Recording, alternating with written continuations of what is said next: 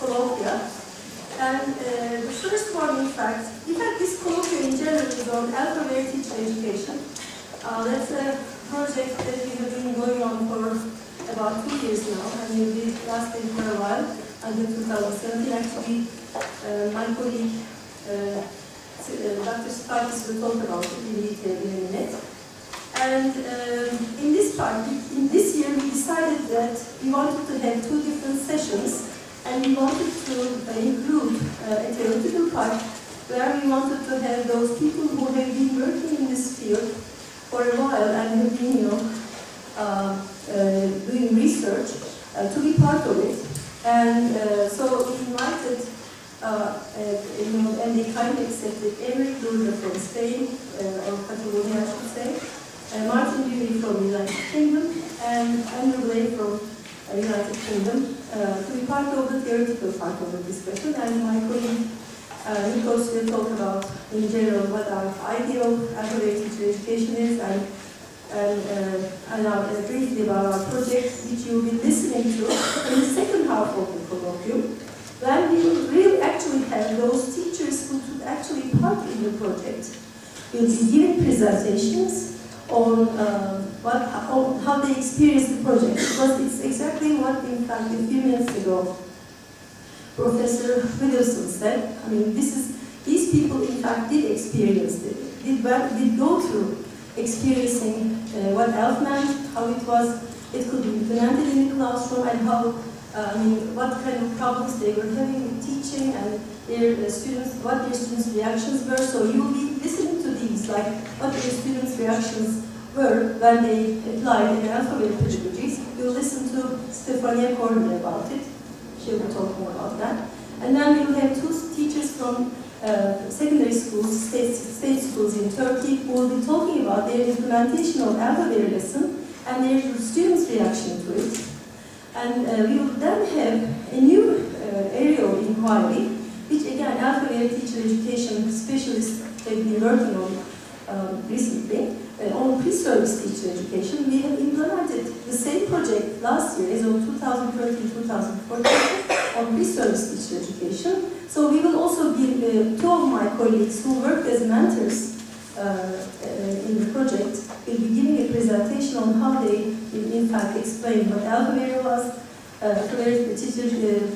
teaching was, and then how they would implement it to, in fact, novice teachers. So this is the second part of our presentation. And at the moment, I would like to leave the floor to Nikos to give more information about our project and our idea of what alphabet is. And then I'll come in and come back. And the order of the presentations is like this. I just want to give you an explanation. The first part will last in about 10 minutes.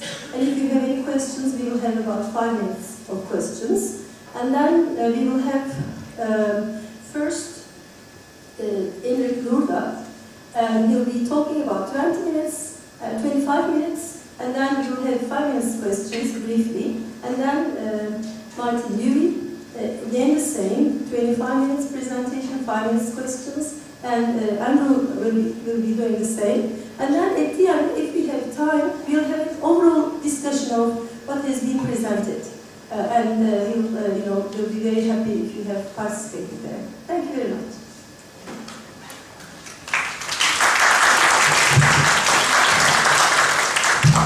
Thank you, Yasemin. Thank you very much for your introduction. Let me also welcome everybody to this colloquium. This is a colloquium on teacher education and teaching concerns that are related and very closely linked to ELF.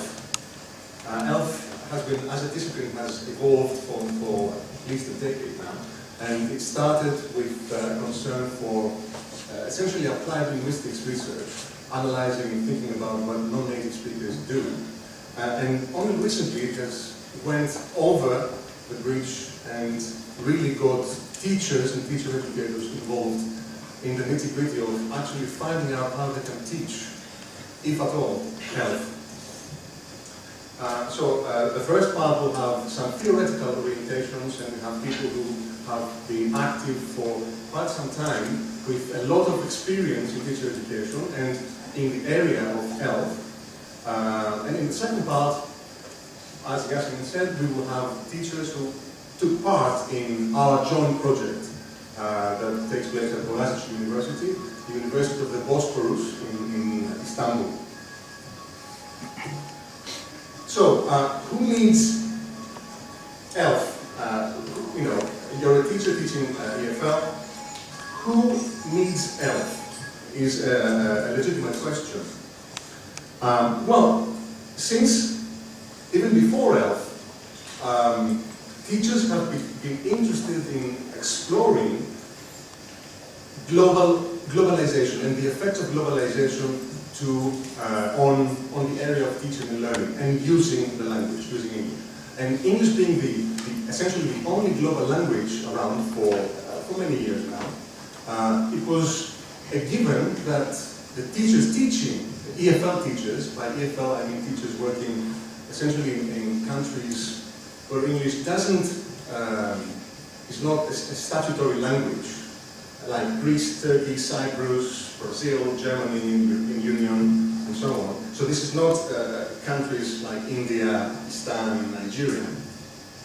These teachers working in EFL contexts have wanted to find out more about how they can find out more about the growing, this growing field. Even before ELF was named ELF, English as Lingua Franca, we had other terms like English as an international language, EIL, and of course we've had for at least 20 plus years the term World English. That's one area, an early chronologically, an early area times when teachers wanted to find out more about ELF.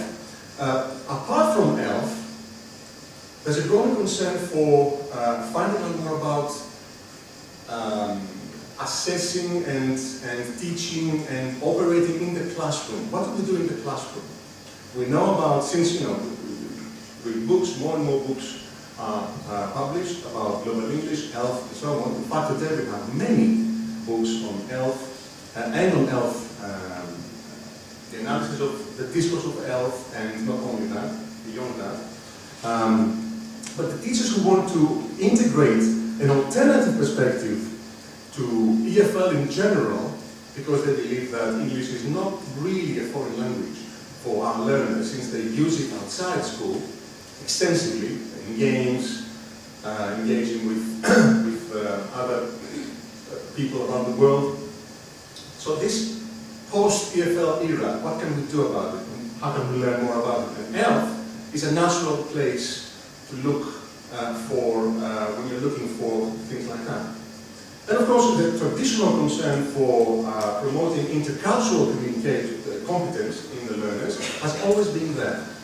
And this is important in countries like Greece. Greece is a traditionally monolingual, monocultural country which has increasingly been has shifted to a really multicultural, multilingual country, with Greek, of course, being the dominant language. So the teachers teaching in state schools have learners from all over the world. Okay, in the Balkans, Europe, Middle East, Africa, and so on. So they have to, it's a natural interest to look for advice as to how they may approach these learners. So we think that all these teachers would benefit from what we call an ELF-aware teaching. Not necessarily a paradigm that is already finished in terms of teaching ELF. Nobody really knows how to teach ELF. That's why we don't have ELF teaching as such, because we don't know how to do it. It's an evolving thing. But if you become ELF-aware, what do you do with this awareness? So that's what we're doing in this project. what this project involves, we call it ELF-TED, ELF Teacher Education, is first of all to inform our participant teachers about research in ELF, current research, and there's a lot of research around. So what this ELF is, informing people, then to help them by prompting them to think about what they read, you know, in the articles and books that we ask them to read, to think about how what they read can have a reference to their own context, so that they can ultimately take ownership of the notion of ELF and use it applied as something that belongs to them and they feel comfortable with. And of course, at the final stage, to make them ready and to start action research projects with the learners, trying to make adjustments, make small or bigger interventions with the classes by developing whole lessons or